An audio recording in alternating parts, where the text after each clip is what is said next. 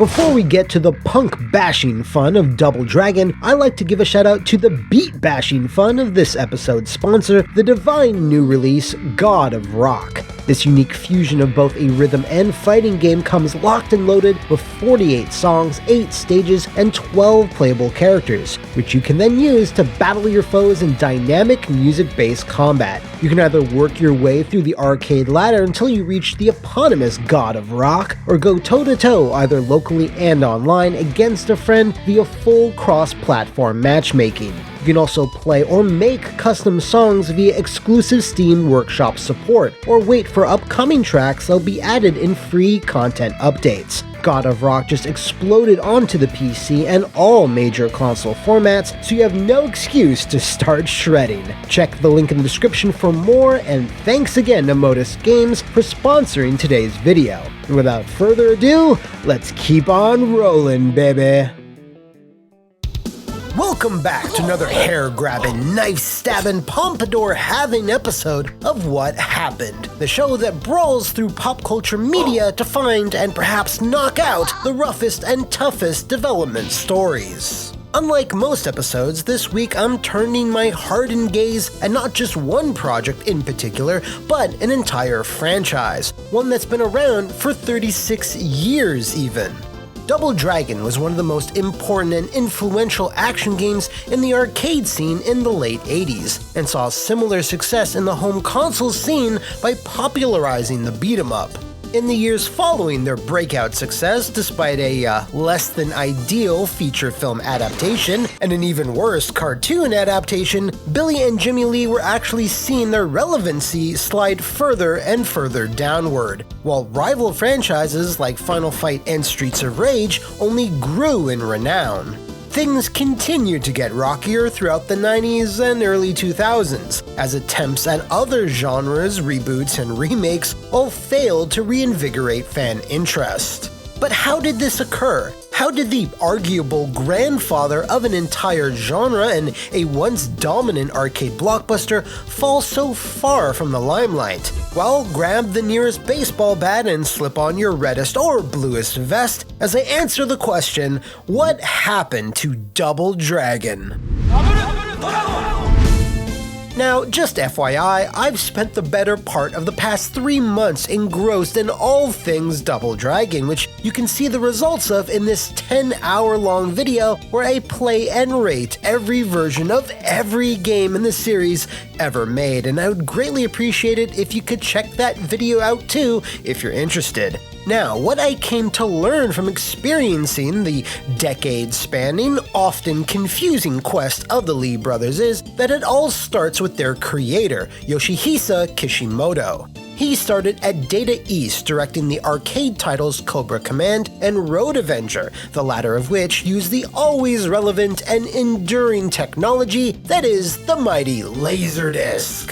He then received a call from a talent headhunter over at rival Technos, saying they were impressed by his work on Road Avenger and wanted to meet with him about directing something similar if he jumped ship. Kishimoto, never someone to fuck with, took the meeting with Technos but proceeded to pitch them a game with no Laserdisc functionality whatsoever. He wanted to make a game where you brawled through the streets with the coolest haircut imaginable. Despite this being not what they had wanted at all, Technos thankfully agreed, and in 1986, the very first entry in the long-standing Kunio-kun series, Neketsu Koha Kunio-kun, was released in Japanese game centers.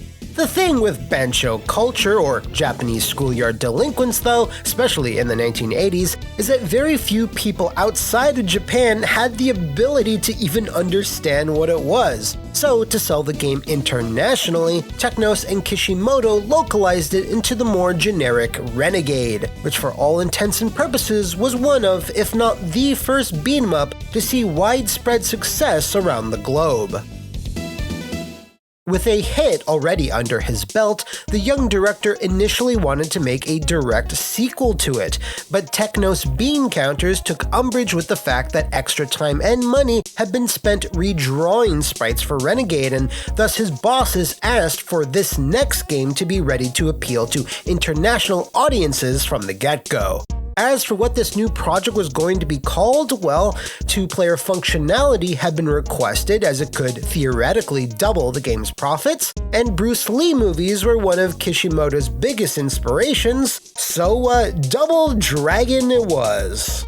The team at Technos were able to put together Billy and Jimmy's first game very quickly, with the only real snag being bouts of slowdown due to how the game handled levels, which was in one constant scrolling background with no breaks. This wasn't something they could solve before the game was scheduled to release, but Digital Foundry wasn't around back then, so it didn't hamper Double Dragon's popularity one bit. The inclusion of two-player co-op, the challenging pace of combat, and the brutal attacks both Lee brothers could perform led Double Dragon to become the third biggest arcade earner in Japan the year of its release, and the first in both the UK and the United States, so it was safe to say that the brothers Lee had arrived. The NES version was ported very quickly to capitalize on this success, perhaps a bit too quickly, as a lot of things need to be cut and altered to fit it on a cartridge, including completely axing the co-op. Now, while I couldn't find any direct confirmation for the reasoning behind this cut, most people believed it to be a technical limitation the team just couldn't solve. This was only Technos' second NES game after all. The fact, though, that only two enemies can appear on screen at once and they had to share the same sprite to boot does lend some credence to the theory that the team lacked experience programming for the NES. Funnily enough, dropping the co-op also had some ramifications when it came to the story and final boss, which helped contribute to the franchise's long-standing legacy of continuity errors and confusion, which I'll absolutely be getting to later. Regardless of the cuts and changes, Double Dragon on the NES was another big success for Technos, but its sequel, appropriately titled Double Dragon 2: The Revenge, is often seen as the pinnacle of the franchise, but it's also where things go slightly askew. The genesis of this sequel starts with Kishimoto's initial plan, which was to simply create an upgrade kit for arcade operators to apply to their existing Double Dragon cabinets. These weren't too unusual for blockbuster titles, as it would be an opportunity to patch and upgrade what was already a proven hit, while keeping overall costs low. At some point, it was decided this effort would actually transition into a full-on sequel. Owing to its origins as an improved version of the original and the short turnaround time, they weren't able to make an elaborate of a follow-up as one might expect. So while Double Dragon 2's arcade version is widely regarded as a better game than the original, it isn't a massive leap in terms of gameplay or presentation. For the NES port, Technos knew it had to offer more, which meant new cutscenes, completely new levels, original set pieces that relied more on platforming, and the previously absent two-player co-op. So you can see how the home and arcade versions began to be seen as rather distinct from one another, offering different challenges, levels, and their own unique story differences. But nothing would compare to the inconsistencies that were going to be seen in the next entry, Double Dragon 3.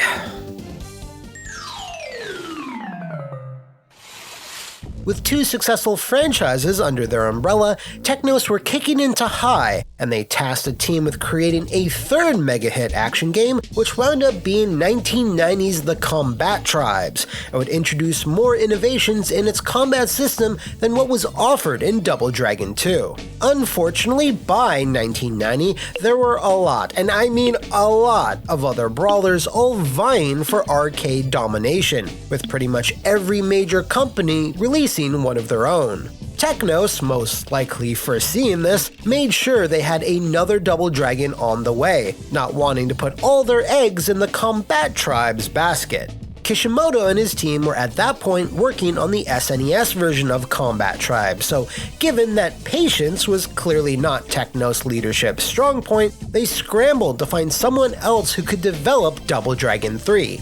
Well, the best people for the job, of course, complete newcomers with absolutely no experience making action games. East Technology were hired by Technos to develop Double Dragon 3: The Rosetta Stone, which is often viewed as one of the more maligned ones, mainly to do with the fact that East Technology had little, i.e. zero experience, making beat-em-ups. They had put out only 2 other titles prior to this, a shmup called Gigantes and a soccer game named Last Striker, which might help explain why the Rosetta Stone is quite different from Kishimoto's earlier work. Aside from the very obvious change in art style, Double Dragon 3 introduced a previously unknown Lee brother by the name of Sunny, not to be confused with another character also called Sunny, as well as 3-player simultaneous co-op, a feature one would assume was requested by Technos. If 2 players would double the profits, surely 3 would at least triple them, right? Nothing, however, exemplifies arcade-era greed better than Double Dragon 3's infamous in-game store. Appearing in several levels, this capitalist-loving shopkeeper offered extra lives, speed power-ups, new moves, and even additional characters to play as. But this wasn't a charity. You had to pay. Literally. Players were required to plunk in more quarters if they wanted any of these goodies, making this one of, if not the very first appearance of in-game microtransactions. Feedback from American players was so negative that Technos had East Corporation completely remove this functionality for the Japanese version in time for its release a few months later. Even with this change though, it didn't mask the fact that Double Dragon 3 wasn't quite up to snuff, featuring jittery animation, lackluster level design, forgettable music, and unsatisfying combat. It was still a hit for Technos though, and getting ahead of the curve this time, they had commissioned an NES version in parallel with the arcade one, with a completely different in-house team at the helm. This, the slightly differently titled Double Dragon 3 The Sacred Stones, now featuring Roman numerals, followed a similar scenario, but for all intents and purposes it was again a wholly unique experience. The caveat to this, though, was that, maybe in an attempt to promote sales over rentals, the difficulty was increased to absolutely punishing levels, giving the player 0 continues and only a single life until you manage to defeat certain boss characters who would join your party. Aside from that, it's a fine game that introduces several new mechanics, but the sudden uptick in challenge surprised many fans. And when you die once, that's it. You're brown bread. You're not coming back. You can't fuck around with this game. And its commercial success lagged behind that of The Revenge on the NES. What made the situation worse, regardless of the version we're talking about, was the timing. DD3 needed to compete with the likes of much better looking arcade brawlers like Final Fight, and over on the Genesis, fans were already eating well with Streets of Rage, so the slightly improved Jenny port of the arcade game wasn't gonna sway anyone. It did have that rocking cover though. Wait, who are these guys? They don't look anything like these guys. Billy and Jim. Wait, no, that's Spike and Hammer? See, this leads us to one of the main issues with Double Dragon as a brand, which was the massive lack of consistency, marketing, and quality between all the various sequels, spin-offs, and the like. When it came to ports, Technos would license the franchise to any rando company who would ask, and seek to expand the franchise with no centralized creative oversight, which resulted in a variety of ports filled with dizzying highs, terrifying lows, and creamy middles. Well, mostly just the terrifying lows. For every decent NES or Game Boy adaptation, there was a Commodore or Spectrum port that was pretty much unplayable, and almost every single one had their own unique interpretation of what Billy and Jimmy looked like.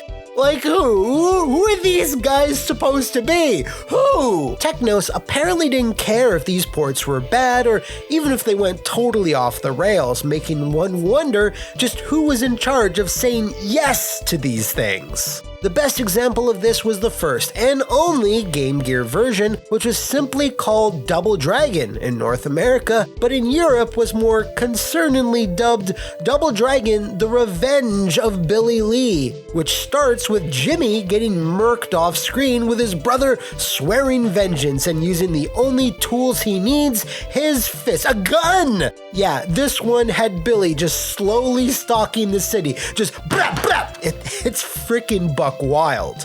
All of this, let's call it artistic license, is something Kishimoto always regretted and cites as a reason why the franchise failed to maintain its momentum, saying to Polygon in 2013, "Many different people worked on Double Dragon's graphics over the years, and Technos often outsourced the game design to external companies, so there's no consistency to the branding or the quality. I personally find it unfortunate, but that's the way Technos handled its titles. This is something Capcom did very well with Final Fight and is one of the reasons why it succeeded in taking the baton from Double Dragon. Capcom had better hardware and technology. There was a technical limit to what I was able to do at Technos. And from my understanding, Capcom put a lot of money and effort into properly branding its title." It's around this time where Kishimoto slipped into more of a supervisory role, as the reins were handed off to younger staff at Technos, who then produced 1992's Super Double Dragon / Return of Double Dragon, which is seen as somewhat of a soft reset to the series, although that doesn't really come across when playing it. This was because it contained precisely 0 cutscenes, not even an ending, to explain what the hell was going on and why Billy and Jimmy were fighting once again. The game's co-director, Muneki Ibanuma, said in a 2004 Japanese blog post that Super Double Dragon was originally planned to have an elaborate story, including boss dialogue, but its aggressive development schedule forced the team to cut all of it before it could be completed. There were also plans for additional levels, another end boss, and even Marion was set to make an appearance, but again, Ibanuma and his team weren't given enough time to fit it all in. What they did have time to squeeze in were a few key improvements in the Japanese Return of Double Dragon, as it was released months after the Super Nintendo version. It included tweaks to the combat, rearranged OST, more difficulty options, and a few extra rooms in the final level. Despite its improved quality, exciting new attacks, and some incredible music, Super Double Dragon's success is hard to gauge since there was no arcade version and I can't find any evidence of it selling particularly well on the SNES. On the Super Famicom though, it did move under 24,000 units, which was a bit low for home console Technos titles at the time, and certainly a huge step down from what earlier releases in the series were making across both console and arcade. Its release also ushered in the North American publishing rights transitioning from Acclaim to TradeWest, which then made way for a variety of other things that, in the long term, didn't help raise the franchise's standing very much. The 91 Marvel comic book series only made it up to 6 issues. The cartoon show, which took a lot of liberties with the source material, lasted only 2 bollocks-filled seasons, and the 1994 movie continued the video game film curse that still continues to this day. Oh wait, that's over now apparently? Oh. Anyway, the Double Dragon film was such a disaster that, yep, that's the one, that I made a whole video about it. And like all other media spin-offs, Technos reportedly wasn't too bothered about the content, and Kishimoto wasn't allowed to supervise it either, which is so very par for the course. However, this film adaptation, as reviled as it was still too big of a marketing opportunity for Technos to pass up on. So to further stir up the waters of confusion, I guess, Technos greenlit a Neo Geo fighting game led by Ibanuma, simply called Double Dragon in 1995, which was loosely based on the events of the film. It brought in Robert Patrick Schuko, the film's nightmare-inducing version of a Bobo, a bunch of random new characters that weren't from anything, and even the final boss from Super Double Dragon. Also, many confuse this with Double Dragon 5: The Shadow Falls, another fighting game released the year before and was greenlit by TradeWest, but instead of being based on the movie, it was based on the cartoon. This was truly a wild time for the franchise. I have yet to meet a bully who made me regret anything. That wildness was just about to peak, though, as Billy and Jimmy fell right into a team-up game with the green fighting machines that are the Battletoads, a total TradeWest power move. While not a bad game per se, Battletoads and Double Dragon The Ultimate Team was clearly a Toads adventure first and foremost, with the Lees simply going along for the ride. This was no surprise, since it was developed internally at Rare as one of their last remaining bits of contract work before being brought under Nintendo's wing, but also for another reason.